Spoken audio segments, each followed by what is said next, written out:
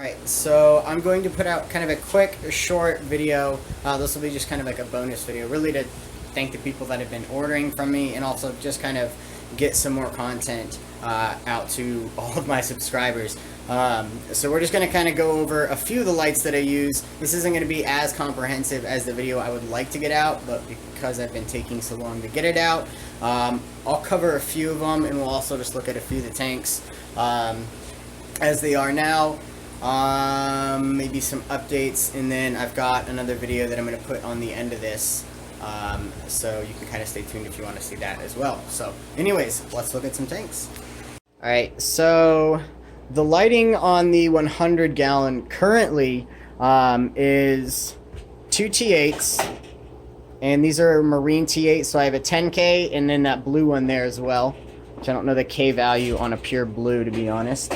And then 4 T5s, and those are all 65K. Now, this fixture I got for about $15 at Lowe's. This fixture, this 4 T5 fixture, I got for about $80 or $90 at Home Depot. It didn't come with light bulbs though, but $90 for 4 T5s, that's a really good combination for like a highlight 75. Yeah, they do a good job lighting this, and then I also have a compact fluorescent.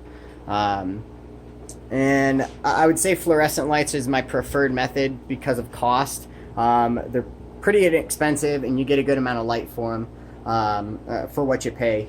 And then after that, my next favorite light, and this is the light that I basically actually recommend to everybody. If I am ever linking a light to anyone or recommending a light to anybody, it is this light right here.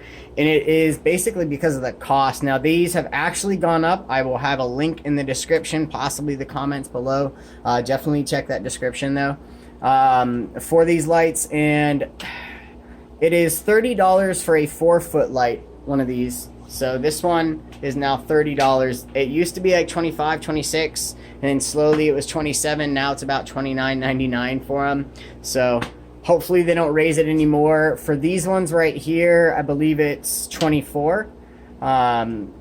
So that's $50 to light this tank right here. And it was less. It was $40.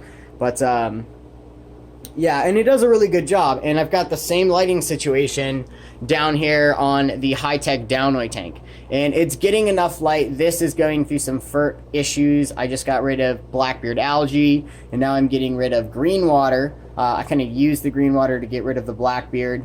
So it's kind of, I've got to bring it back to life. But these lights have been growing this very well. I might put one more of them on here just because I've got CO2 in here, and I would like this to be, a highlight tank.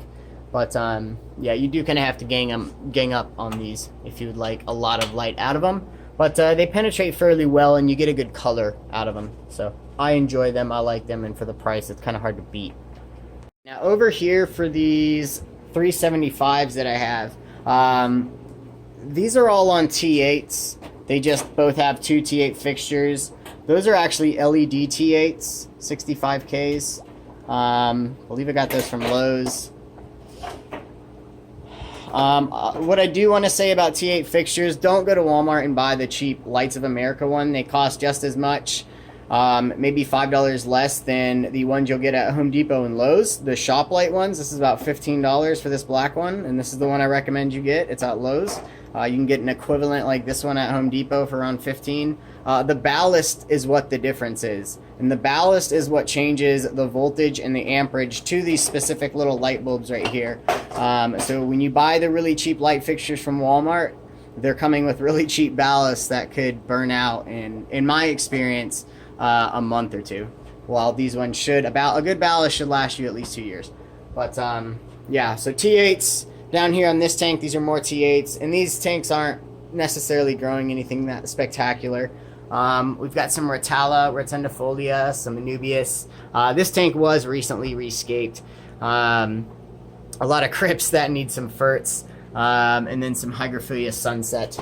Then up here, this tank is really just kind of, I'm combating algae, and I did a scrape on it yesterday, but this is the electric blue acar grow out. They want to get fed.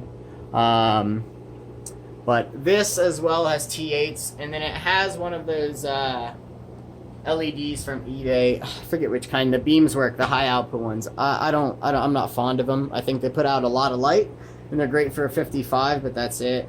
I mean, I wouldn't spend money on this for a 75 because one is not enough, and $20 more, and you have yourself a 4-lamp T5. This is on T8s as well. It has 4 T8s.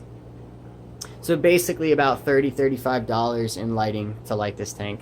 And it does a fairly good job growing. You can see, I mean, there's good light on all these plants and all these fish. We have less light over here, and that is just because the plants are covering the top.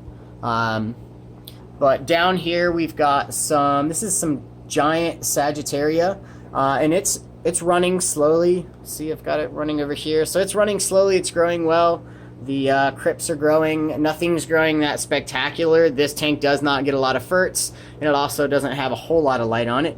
But, you know, it grows low-tech plants fairly well. It allows things to very slowly carpet and stay alive. Nothing in here is dying. Admittedly, I do believe this tank has a little bit of dirt. And when I say dirt, I just mean Texas green sand. That's what I put in all my tanks. It's basically mineralized dirt that's very rich in minerals and potassium and iron. But yeah. Another one of the lights that I frequently use throughout my fish room is compact fluorescents.